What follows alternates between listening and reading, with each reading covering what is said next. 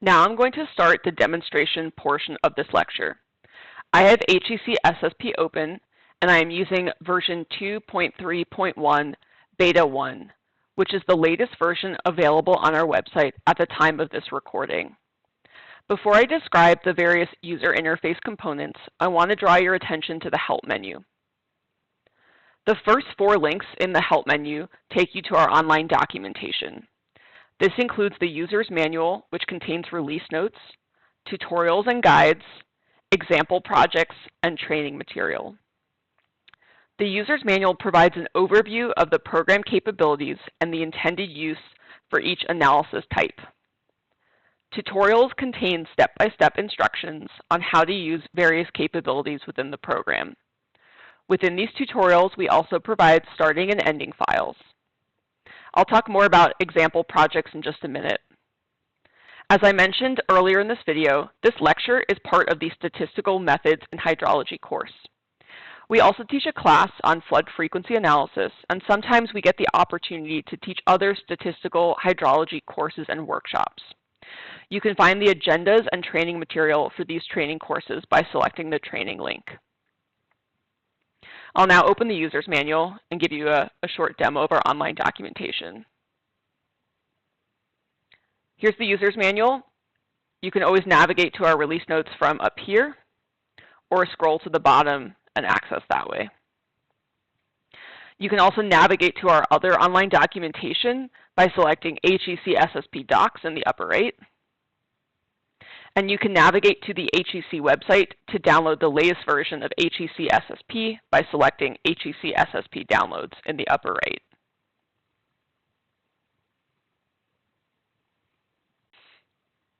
From the Help menu, you can install example data. This will install 2 HEC-SSP projects. The first project contains the 10 Bulletin 17 analyses that are documented in Appendix 10 of the Bulletin 17C document. The second project that will be downloaded contains examples for all analysis types in SSP. You can access the documentation for these example projects by selecting Help Examples. The last thing I want to draw your attention to in the Help menu is the About SSP option. From here, you can see the version and build that you're using, and you can also navigate to Discourse. Discourse is a question and answer site. If you are a U.S. Army Corps of Engineers employee, you can create an account which will allow you to post a question and receive a response from an HEC staff member. If you are not an Army Corps employee, you can still see responses, but you won't be able to post on Discourse. We have categories for each of HEC's major applications on Discourse, and this is not limited to SSP. I'm now going to close out of the About HEC-SSP dialog, and I'm going to open one of the example projects so I can talk more about the user interface. I'll select File, Recent Studies, and open the SSP Examples project. The upper left pane is called the Study Explorer. The Study Explorer acts like an explorer tree into the study. The top level is the study name, SSP Examples. Below the study is an analyses branch, a data branch, and a map branch. Under the analyses branch, the first level is the types of analysis in the current study. Under each analysis type will be the current user-defined analyses for that type. The data branch lists all of the available data sets that have been brought into the current study. The lower left pane and associated tabs also belong to the Study Explorer. The window is used to show additional information about items selected in the Study Explorer tree. The tabs are used to switch to different views within the Study Explorer window. The first tab, labeled Study, shows the Explorer view of the study. The second tab, labeled Maps, lists the available maps and map layers. The last tab, labeled Files, shows all of the files that make up the current study.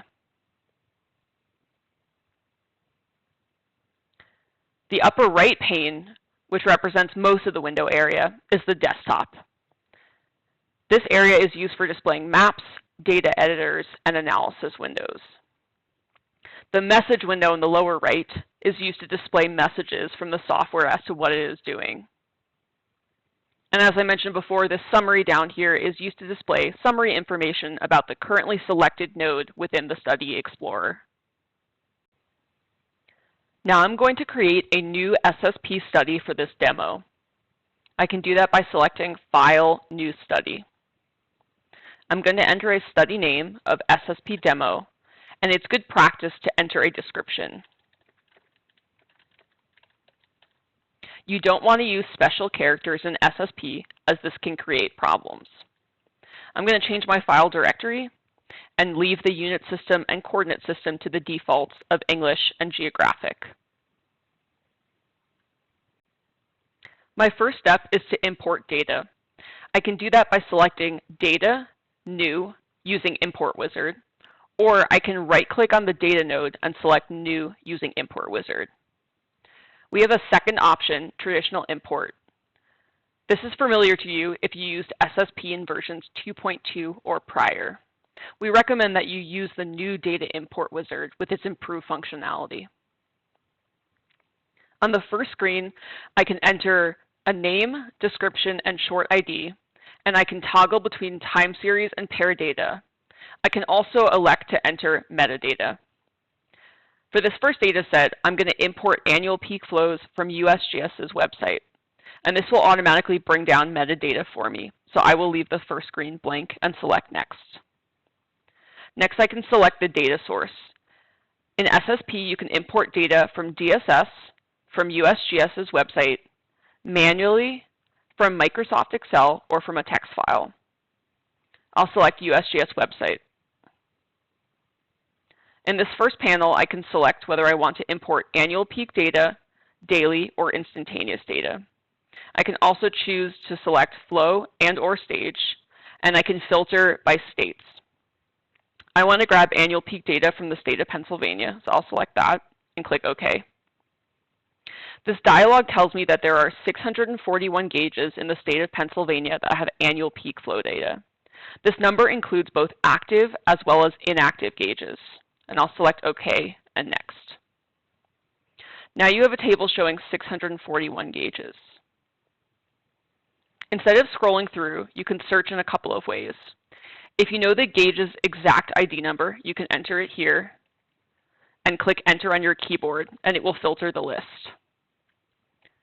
You can also search by basin name, the A part, and location. I recommend using asterisks to indicate wildcard characters. For example, maybe I want to download all main stem gauge Delaware River gauges, so I can enter Delaware between asterisks and hit Enter on my keyboard. You can do the same thing in the location, the B part, to filter that way. I want to grab data at Bushkill at Shoemakers, so I'm going to enter Shoemakers in the B part and check that box. Now I actually want to import annual peak data from another state, so I can do a multi-state search by clicking back, selecting Get IDs for state, and selecting my second state, which is California, and I'll click OK. California has 2,130 gauges with annual peak data, so I'll click Next. And now I'm going to clear out my location field and enter Merced in the A part. I want this Merced River in Yosemite gauge, and I'll select that and then click Next. This final screen allows you to review your inputs, so I can confirm that all of my inputs were honored, and then I'm going to import data from the Bushkill and Merced River gauges. Now I'll select Import, and both stations were retrieved, as well as qualification codes. SSP gives you a preview, so I can select through these tabs. The first tab shows annual peak data at Bushkill and the corresponding qualification codes, and then annual peak data on the Merced River. Now I'll click Close.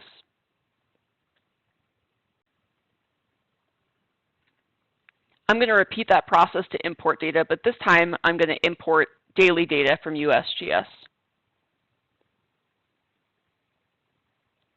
Now I'm selecting daily as my data type, and I need to specify a time period. I'm going to select Retrieve Period of Record and go back to the state of Pennsylvania.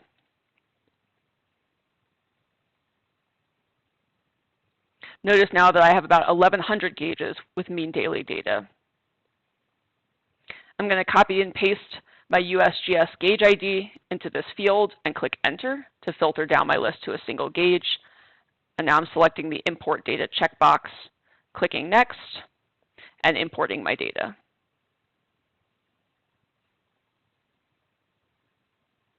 Again, I get a preview of the data and it looks right, so I'll close that.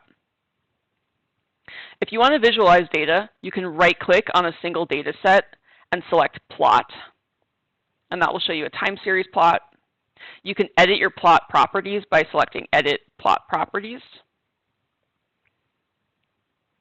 If you want to select and view multiple data sets, you'll hold the Control key on your keyboard and select them under the Data node, and then you'll come up here to Data and select Plot. In the top pane, I have my mean daily flow in green, my annual peak flows in open blue circles, and in the lower pane, I have my peak qualification codes that are described on USGS's website, and these are shown in red circles.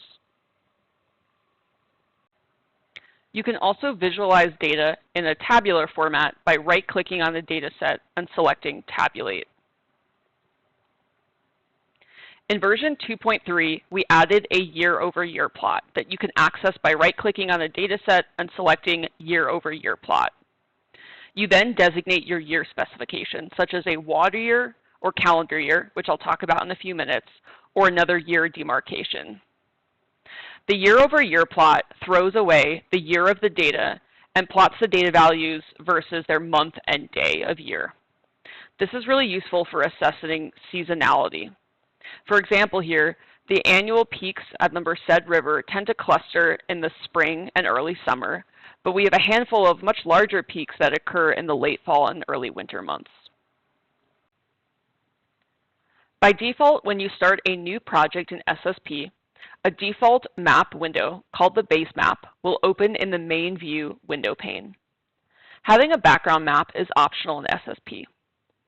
If you don't have a map, you can still import and enter data and perform an analysis and view results. The map is mostly used as a visual aid of the study area.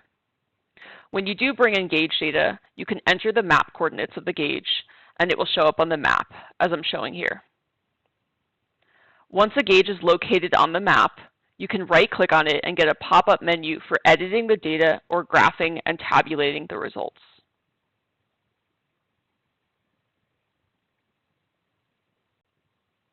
To add a map layer to the default map, go to the Maps menu and select Add Map Layer. You can then select files such as shapefiles, rasters, or Google Earth files. I'm going to select this lower 48 shapefile. By selecting Create Copy, SSP will make a copy of the selected map and place it in the map subdirectory of the study.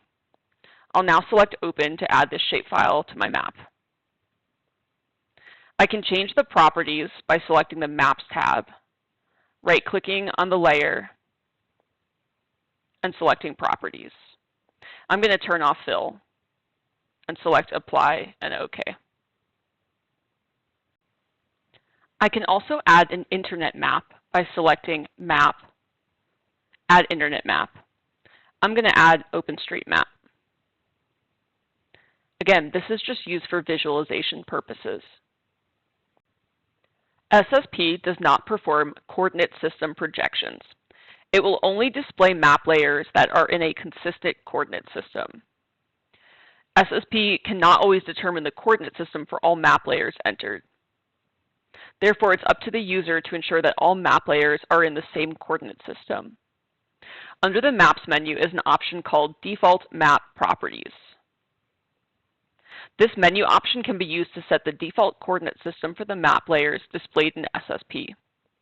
The user should set the default coordinate system first, then bring in map layers to the study.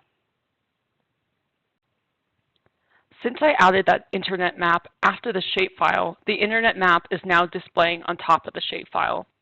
I want to change the order, so I'm going to come to the Maps tab in the lower left, right-click on the internet map, and select Move Down. And now I can see both layers.